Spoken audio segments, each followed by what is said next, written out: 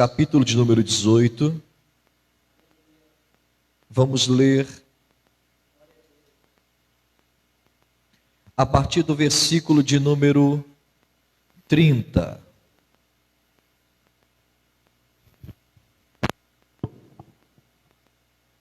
Primeira Reis, capítulo 18, verso de número 30. Quem achou, diga glória a Deus. Diz assim a palavra do Senhor. E então Elias disse a todo o povo: chegai-vos a mim.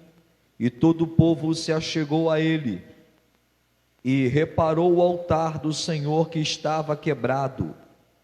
E Elias tomou 12 pedras, conforme o número das tribos dos filhos de Jacó, ao qual veio a palavra do Senhor, dizendo: Israel será o teu nome. E com aquelas pedras edificou o altar, e em nome do Senhor depois fez um rego em redor do altar, segundo a largura de 2 medidas de semente. E então armou a lenha e dividiu o bezerro em pedaços, e pôs sobre a lenha, e disse: enchei de água 4 cântaros, e derramai-o sobre o holocausto e sobre a lenha. E disse: fazei-o segunda vez. E os fizeram a segunda vez. Disse ainda: fazei a terceira vez. E fizeram a terceira vez, de maneira que a água corria ao redor do altar, e ainda até o rego encheu de água. Sucedeu, pois, que ofereceu-se oferta de manjares. O profeta Elias se chegou e disse: ó Deus, Deus de Abraão, de Isaque e de Israel, manifeste hoje que tu és Deus em Israel, e que eu sou o teu servo, e conforme a tua palavra fiz todas essas coisas. Amém? Feche os olhos. Senhor, muito obrigado por essa palavra. Fale conosco hoje de forma ímpar. Estou aqui à disposição, Deus, para falar aquilo que o Senhor colocar na minha mente e no meu coração. Senhor, eu coloco diante do teu altar a minha vida e a vida do teu povo que precisa. Fala conosco, e a nossa alma tem, Senhor, possibilidade de sobreviver nesse tempo caótico. É o que nós te pedimos em nome de Jesus. Amém. Quem pode sentar dando glória a Deus? Amém. Irmãos, vamos aos poucos debulhar essa espiga e começar a entender essa mensagem que ora nós acabamos de ler. Estamos diante da mensagem que vai falar acerca do profeta Elias. Elias no Monte Carmelo, Elias agora lutando contra os profetas de Baal, Elias agora tentando estabelecer de volta a fé, Elias agora tentando estabelecer de volta a fé, tentando agora restaurar o elo que o povo tinha com Deus. A gente sabe que Acabe e Jezabel veio transtornando a fé do povo de Deus. Começaram a implantar costumes estranhos, começaram a colocar outros tipos de liturgia dentro do povo, e a história vai dizer que Acabe, casado com Jezabel, começa agora a fazer que o povo viesse adorar a Baal. Baal e Azera agora começaram a ser os dignos de honra, os dignos de glória e os dignos de louvor.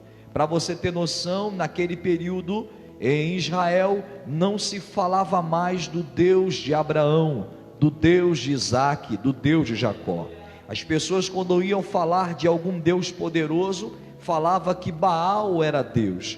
E a história vai dizer, segundo a profundidade das escrituras, que Baal era simbolizado como o Deus do trovão, um Deus que produzia chuva. Aí eu começo a ver e a entender que esse povo agora tinha a credibilidade que Baal poderia produzir chuva, e Azera. Azera era um outro deus, a qual eles achavam que poderiam trazer fertilidade às mulheres. Então o que mais o povo precisava naquele período era de chuva para poder se alimentar, e das mulheres para procriar, para termos filhos.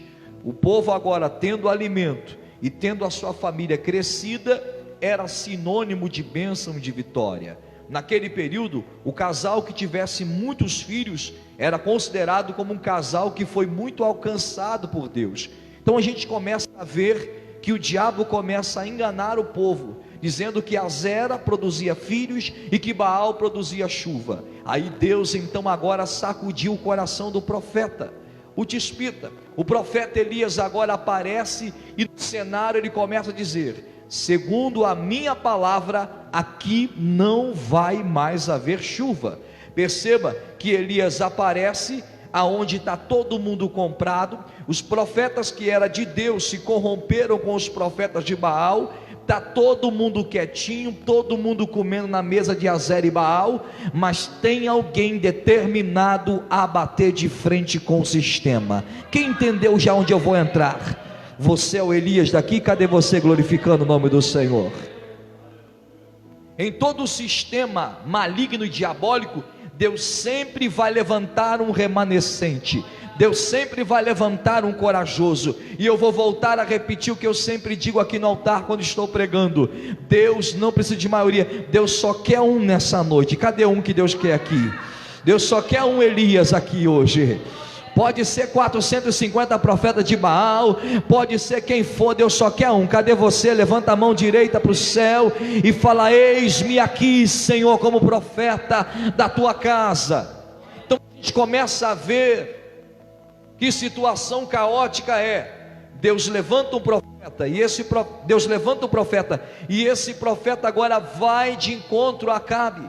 E Acabe olha e fala assim: vem cá, você é o perturbador de Israel, porque tudo isso está acontecendo porque você perturbou a gente, você veio e estragou tudo. Aí Elias vira para ele e fala assim: perturbador de Israel é seu pai, sua mãe, que nunca acreditaram em Deus e nunca ouviram as suas ordenanças, eles que trouxeram costumes estranhos, e você absorveu e continua colocando esses costumes estranhos. Eu sou aquele que Deus enviou para estabelecer a palavra profética. O que eu quero dizer para você hoje aqui, que Deus não te chamou para perturbar ninguém, Deus te chamou como profeta para estabelecer a vontade e os princípios de Deus.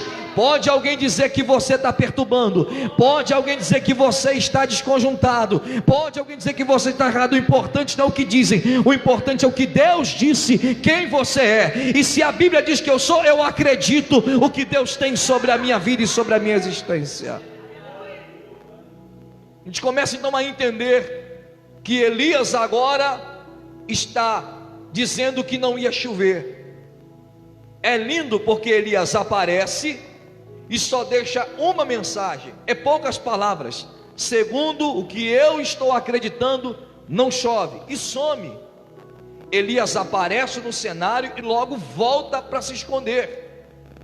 Eu entendo então que Deus tem hora que faz a gente aparecer, coloca a gente em destaque, mas tem momento que Deus nos coloca em o seu esconderijo, porque a intenção de Deus com isso é que nós sejamos guardados enquanto a palavra de Deus está percorrendo sobre o arraial. Parece que vejo alguém abrindo a janela de manhã e olhando, e não tem nuvem nenhuma em Israel. Aí quando olha na fronteira, está chovendo muito, mas quando chega na fronteira para Israel, não tem chuva, não tem chuva. Só chove na cidade vizinha, mas aqui não chove. Mas vem cá, você está sabendo não que apareceu um profeta meio doido, ele é meio esquisito, ele é o tispita, o Elias, é mesmo, é. Ele falou que não ia chover, mas não era segundo a palavra de Baal, não, era segundo a palavra dele. Quem entendeu o que eu estou falando aqui?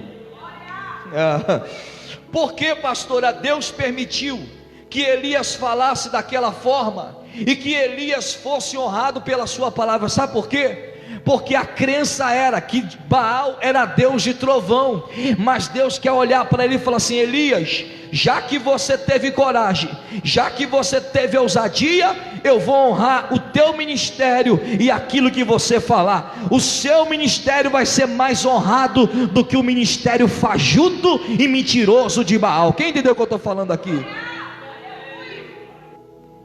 A intenção de Deus em nos honrar não é que nós sejamos maior do que Ele, mas que nós sejamos maior do que as obras infernais da maldade. Deus te levantou para ser maior do que o diabo. Dá para você dar um glória aí? Deus te levantou para ser maior do que o feiticeiro. Dá para você dar um aleluia aí? Deus te chamou para você ser maior do que aquele que mexe os pauzinhos com os demônios. Deus te chamou para ser maior. Maior é aquele que está conosco. E se Deus está comigo e está contigo, não existe força, principados e potestades que podem segurar um crente na vontade de Deus.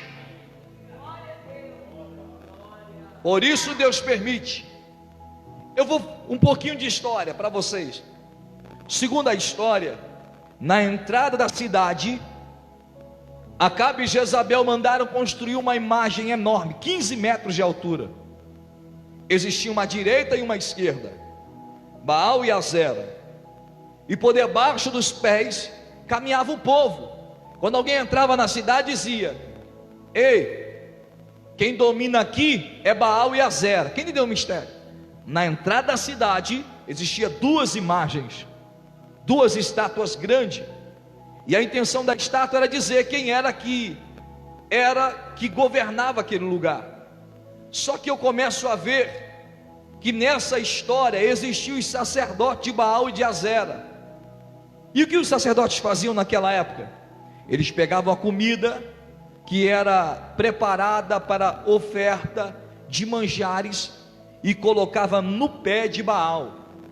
Eles acordavam bem cedinho, de manhã bem cedo, bem antes do povo se levantar, os sacerdotes colocavam ali. E quando o primeiro viajante entrava na cidade, olhava o pé e dizia: nossa, que Deus grande é esse? Um Deus que tem um grande reinado e um Deus que consegue todos os dias ter alimento aos seus pés. Olha a intenção do diabo: colocar as ofertas e os manjares nos pés. E o povo que tinha fome chegava lá e pegava a oferta, pegava o manjar. A intenção do diabo era colocar a comida nos pés, para que você e eu fôssemos lá pegar. Só que a vontade de Deus é que nós venhamos sobreviver e receber das mãos dele o alimento. Enquanto os profetas de Baal enganam o povo, não tem chuva. Se não tem chuva, não tem comida. Se não tem chuva, não tem alimento. Se não tem chuva, não tem lavoura. Imagina, as ofertas de manjarem foi sumindo. E a Bíblia vai dizer agora que Elias está no rio de Queride. E todos os dias vinha um corvo, trazia comida, jogava para Elias. Elias comia, bebia água e ali se resguardava. Todos os dias o corvo foi lá visitar ele. Levanta a mão direita. Enquanto você estiver na vontade de Deus, não vai te faltar pão e não vai te faltar água. Enquanto você estiver na vontade de Deus, o diabo não vai oprimir a sua vida. Pega essa palavra: enquanto você estiver servindo a Deus, Deus vai garantir a tua vida. Vale a pena estar no Queride do que estar no pé de Baal e de Azera. O que importa hoje é estar no Queride. O Queride é esse culto de hoje. Ninguém de repente deu nada, falou: hoje está muito frio, vou ficar em casa. Mas você falou: não, eu vou lá porque eu preciso ouvir a palavra de Deus. Não, eu vou lá porque eu preciso receber, eu preciso me alimentar, eu preciso ser cheio. Então você veio para o rio de Queride. Prepara-se hoje, porque Deus vai encher a tua vida e você vai voltar para casa cheio do alimento do céu. Depois que ele ficou lá no rio de Queride, Deus falou: agora acabou o teu momento aqui, chegou a hora de você agora ir para outro nível. Elias então sai do ribeiro, o ribeiro seca, e ele vai agora para onde? Ele vai lá para o chamado Monte Carmelo. Primeiro ele chegou para os profetas de Baal e falou assim: o Deus de vocês é grande mesmo? E todo mundo disse: não, nosso Deus é o demais, mas 3 anos sem chuva, cadê ele? Vamos fazer o seguinte, vamos chamar o teu Deus, e eu vou chamar o meu, e o Deus que responder, porque 3 anos sem chuva, Baal não respondeu. Olha o mistério. Então o coração dos profetas de Baal já estava aferventados. Quando Elias chama eles para o duelo, eles olham para Elias e falam assim: está sozinho, não é ninguém. Olhou para a roupa de Elias e falou assim: esse aí, pelo que eu vejo, é um viajante, um homem que não tem nem eira nem beira. Mas aquele que tem a vontade de Deus é a melhor coisa que tem na vida. Entendeu o mistério? Eles olharam para Elias no aspecto, olharam para Elias na unidade, e não deram nada por ele. Mas essa é a estratégia de Deus, porque se tivesse lá 500 profetas, de repente ele fala: não, não vou não, pode ir sozinho. Mas eles olharam e subestimaram Elias. Você não entendeu não? Você é o elemento surpresa que Deus está usando para confundir a mente de alguns aí. Alguém disse para você que você esse ano não passaria na presença. Olha você aqui na igreja. Alguém disse que você não ia mais para estar vivo. Olha você respirando. Alguém está subestimando a tua vida, a tua trajetória, mas você está aqui firme, forte, indo para o Carmelo. O que é Carmelo no hebraico? Carmelo significa ambiente, arraial, mosteiro dos carmelitas. Eu começo a entender então que ali era um ambiente onde os carmelitas ficavam. Ali era um lugar onde os carmelitas adoravam, cultuavam. Então Elias quer fazer o povo voltar às origens. Lembra? Aonde era a adoração? Na entrada da cidade, no pé de Baal. Mas Deus agora levanta Elias como elemento surpresa, na sua pequenez, na sua unidade. Chama o povo, chama os profetas de Baal, e está todo mundo agora focado nele. Só que é interessante que ele sobe o Monte Carmelo, e quando ele vai para o Carmelo, vem os profetas de Baal junto. Aí chega lá em cima, ele fala: olha só, vamos fazer o seguinte, vocês vão clamar o Deus de vocês, e eu vou clamar o meu Deus, e aquele que responder, não é com chuva, não é com trovão, não é com manjares, ele vai ter que responder com fogo. O elemento é fogo, não é manjares, não é trovão e não é água, é fogo. Aquele que responder com fogo, aí sim é o Deus verdadeiro. Os profetas de Baal falaram assim: isso é mole. Só que os profetas de Baal eram tão mentirosos que eles mesmos acreditavam nas mentiras deles. Tem gente que é assim, que vive tanto tempo no engano, que não sabe mais o que é verdade. Se eu soubesse que de repente eu estava preparando altares para Baal, e Baal não tem condição de fazer nada, eu não iria bater de frente com Elias. Mas é assim, quem está cego, quem está surdo, tem gente que não quer ouvir a verdade, mas a Bíblia diz: conhecereis a verdade vos libertará. O diabo é o pai da mentira, e está enganando a muitos, mas vocês não. Vocês hoje são aqueles que Deus levantou com os olhos abertos, com os ouvidos tapados, para entender a vontade de Deus. A história então vai dizer que Elias chamou eles. Pega o novilho, escolheram o novilho. Pega a lenha, escolheram a lenha. E agora, faz o altar de vocês. Olha só que coisa linda. Os profetas de Baal só tem 2 elementos no seu altar. 3 na verdade. Primeiro, pedra, para o fogo ficar ali. Segundo elemento, lenha. E terceiro elemento, cordeiro. Certo? Eles preparam o altar e começam a clamar: Baal, Baal, Baal. E Baal não responde. No dia seguinte, já estão clamando demais. Elias já estava sentado. Parece que eu vejo Elias sentado, olhando, e falou assim: ei, eu vou dar um segredo. Qual é? Grita mais alto. De repente ele está dormindo. E aí que eles aumentaram a voz: Baal, Baal. E Baal não responde. Ei, aumenta mais o volume. Por quê? Porque de repente ele está viajando, está muito longe, e nada de Baal. Depois que eles começaram a ver que não havia nenhuma movimentação no mundo espiritual, eles começaram a pegar as pedras que estavam, as facas de pedras, e começaram a se retalhar. Quando eles começam a se retalhar, eles começam a jogar sangue. Sangue é símbolo de vida. Eles estão dando a vida pelo altar que não tem resposta. Quem está entendendo o que eu estou falando aqui? Tem gente que dá sangue, dá vida por coisas que não tem resposta. Está entendendo o mistério? Você que está me ouvindo agora aí pela internet, essa mensagem vai ficar no YouTube. Se prepare. Deus chamou para um altar que tem vida, e vida com abundância. Não entregue aquilo que Deus te deu, a sua família, e não sacrifique ela no altar aonde não há resposta. Mas no altar de Deus, que é a palavra de Deus, existe resposta para a tua vida e para a tua trajetória. Quando eles começam a dar a vida, não há resposta. Elias então falou: agora é minha vez. Vamos contar quantos elementos Elias tem. Primeiro elemento: Elias tem pedra, lenha e cordeiro, a mesma. Só que Elias complementou o seu altar. Quem vai entender o que eu estou pregando aqui agora? Ó. Elias separa 12 pedras, e nessas 12 pedras, ele está dizendo assim: a partir de hoje vai nascer a nação, e eu vou distribuir ela em 12 tribos. Quem está entendendo o que eu estou falando aqui? O altar que Deus tem é para acrescentar povos, nações. O altar que Deus está te dando para acrescentar tua família, tua tribo, tua casa, seu ministério, sua geração. O altar deste lugar é para percorrer essa localidade, a nossa família, as crianças que estão lá na salinha das crianças agora, elas precisam ser alcançadas. Essas são as 12 tribos que nós estamos edificando nesse altar. Terceiro elemento: lenha. Só que ele dificultou a lenha. Ele falou assim: lenha, só que eu vou dificultar a lenha. Eu quero água.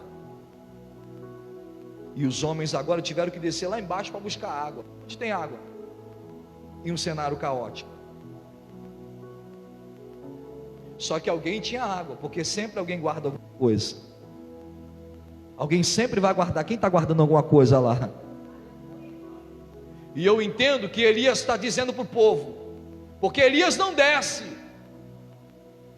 Elias não desceu. Ele falou: trazem para mim. Isso aí já é Deus estimulando o povo a se voltar, a ofertar a Deus aquilo que é de reserva.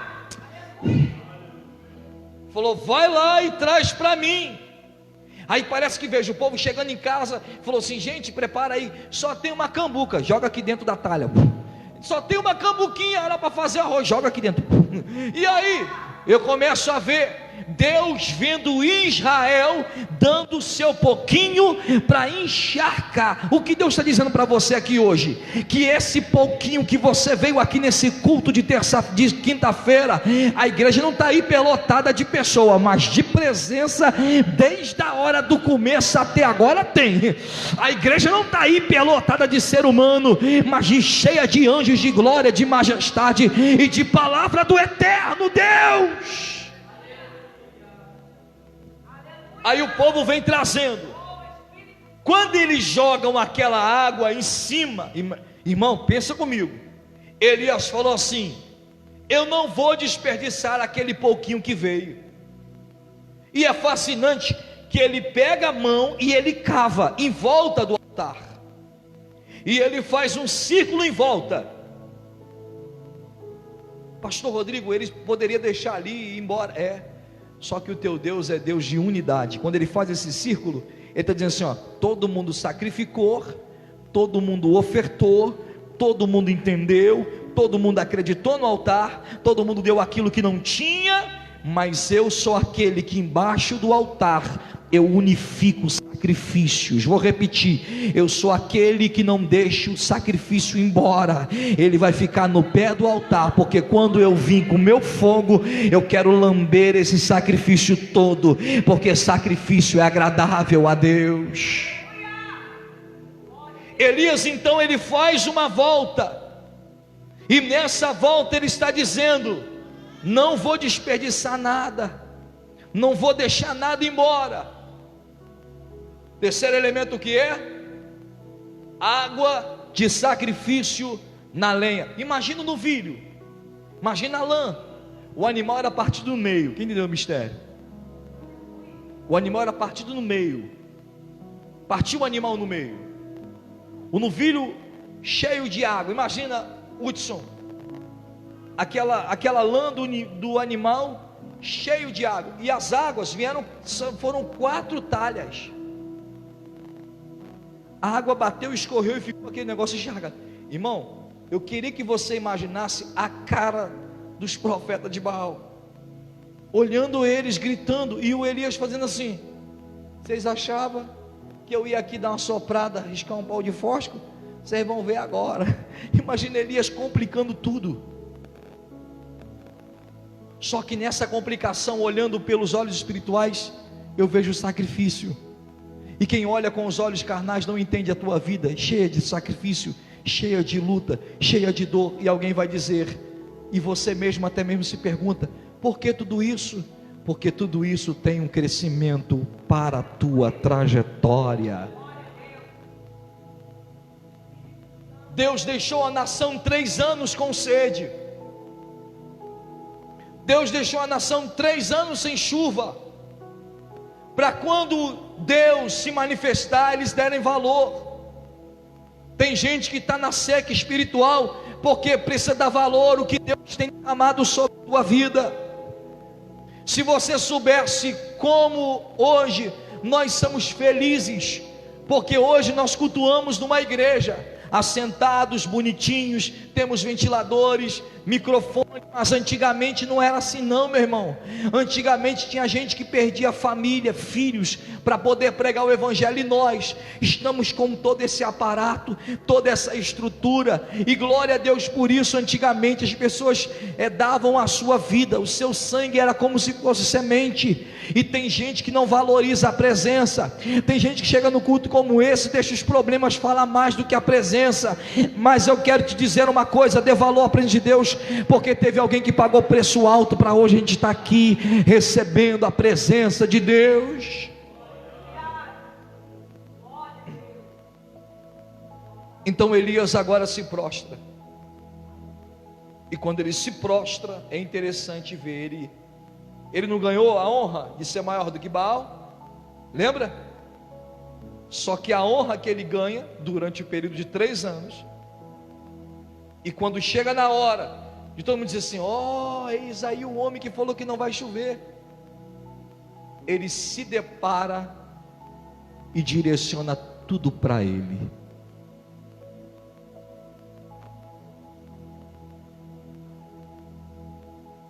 A gente é que nem a lua. Quem já viu a lua? Hoje ela está bonita. Eu adoro a natureza. Eu olho a lua, hoje ela está cheia, está bonita assim, está meio avermelhada, mas ela só produz aquela luz toda bonita porque no lugar muito longe tem o sol. E quando a gente não vê o sol, a gente vê a lua à noite. E amanhã, quem aparece é o sol. 6 horas da manhã ele já começa a brilhar. E quando for 6 horas da tarde, 5h30, ele vai indo embora, dando tchauzinho, meio triste. E logo depois, quando for 6 horas, 6h30 da noite, desse lado de cá, você pode olhar, tem a lua subindo toda alegre, mas a lua ela sobe toda feliz. Pá. Só que tem momento que a lua é minguante. Tem momento que a lua é cheia. O que Deus está falando com você? Que as fases da sua vida virão, mas maior é o sol da justiça sobre nós. Meu Deus, até sobre ciência a gente está estudando aqui hoje na palavra. Vê como é que Deus é forte. A gente começa a ver então Elias se depara para o altar, vê tudo isso, mas ele entende que não é por ele, nem para ele, mas é para Deus, e tudo vem para o Senhor. Ele entende que Deus o chamou para despertar o povo. Elias entende que Deus chamou um homem inusitado para chamar a atenção do povo, para que o povo se achegue, se aproxime de Deus, e entenda que Deus é maior em tudo. Então Elias se prostra. Como que Elias se prostra? Segundo a Bíblia, ele pega as suas coxas e coloca sobre o seu peito, e coloca a sua testa no chão. E quando ele faz isso, ele exclama dizendo: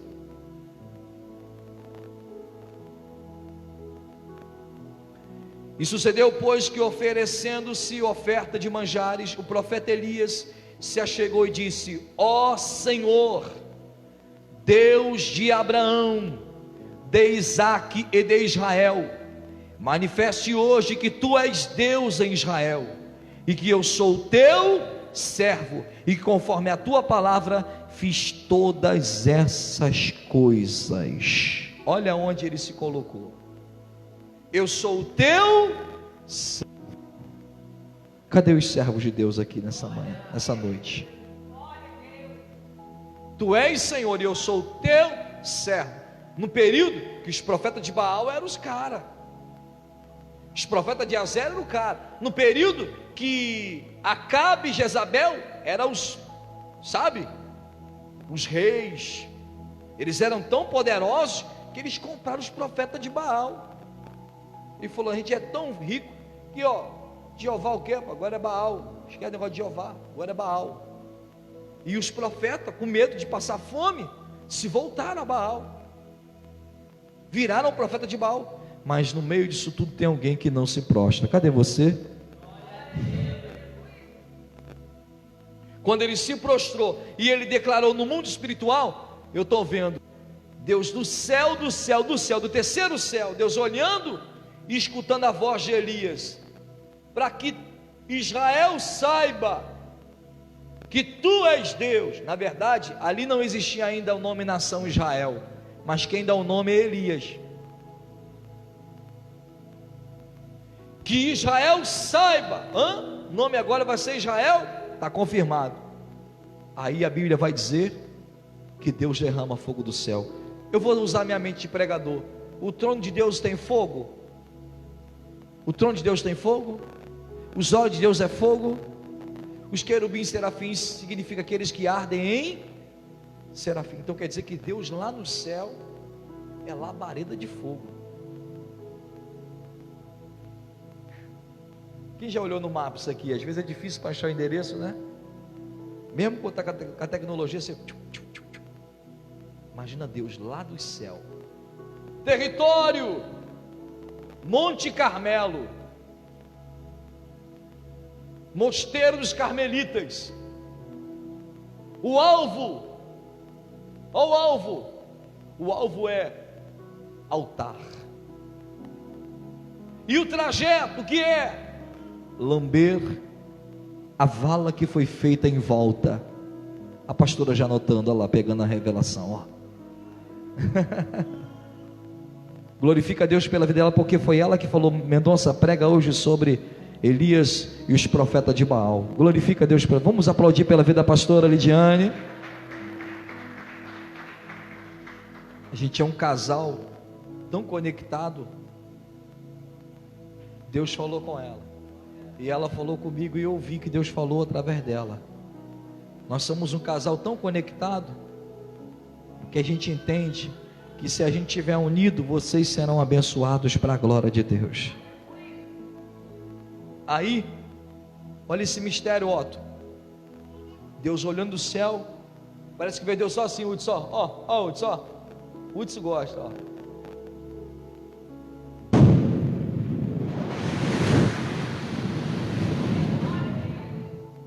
Porque se ele manda assim, queimava o continente todo. Se ele fala assim, fogo, era a terra toda. Só que Deus é aquele que não erra a mira. Deus está mirando a tua vida, que hoje tua casa vai ser queimada pelo fogo de Deus. Aí eu imagino dos céus, o fogo vindo. Imagina o sol achando que brilha muito, e a labareda de fogo de Deus vindo assim, ó. Imagina a lua pensando que brilha muito, aí vendo a labareda de fogo descendo. Você não está entendendo não? Aonde existia olho humano na terra, viu aquela ligação de fogo que descia do alto para baixo. Você não entendeu não, meu irmão? Vou repetir para você pegar a mensagem. Aonde tivesse olho vivo, o olho poderia ver o sinal de Deus na terra. Deus vai derramar fogo, e quando Ele derramar na tua história, vai ficar marcado a ligação dos céus na terra.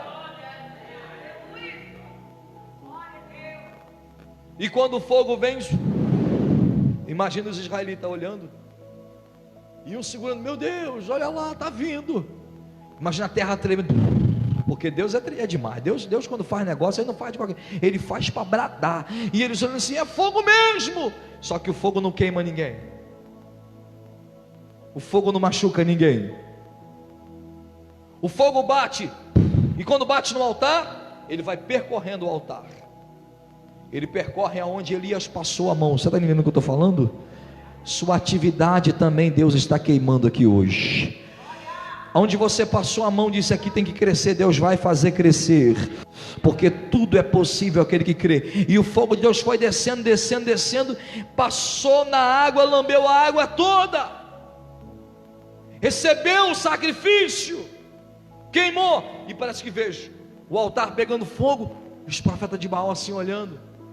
Só que nesse período que os profetas de Baal estão olhando, o povo de Israel, alguns soldados, se voltaram para o Deus de Abraão, de Isaque e de Jacó. E sabe o que eles fazem? Elias, o que tu queres agora? Sabemos que realmente Deus é Deus. Mata os profetas de Baal, tudo à espada. Imagina a batalha, ô Iago. Como é que é, meu senhor? Mata todo mundo, não deixa vivo aqueles que corrompiam o povo. Não estou falando que ninguém tem que matar ninguém aqui não, mas hoje os demônios que atormentavam o caminho dos santos vão ser tudo cortado na espada. Como a Beth ministrou aqui hoje, a nossa luta não é contra a carne e sangue. Hoje esses demônios da fofoca vão perder todas as cabeças. Quem acredita nisso? Esses demônios que tentam atormentar a sua vida, não deixa você dormir de madrugada, fica derrubando as coisas do quintal, fala no teu ouvido, hoje eles vão ser com as cabeças tudo cortadas, porque há poder no sangue de Jesus. Israel agora se volta para Deus, e eu finalizo a mensagem dizendo: Deus recebeu o teu sacrifício, e Deus está queimando o teu altar aqui hoje. Amém? Quem pode aplaudir ao Senhor por esta palavra? Glória a Deus.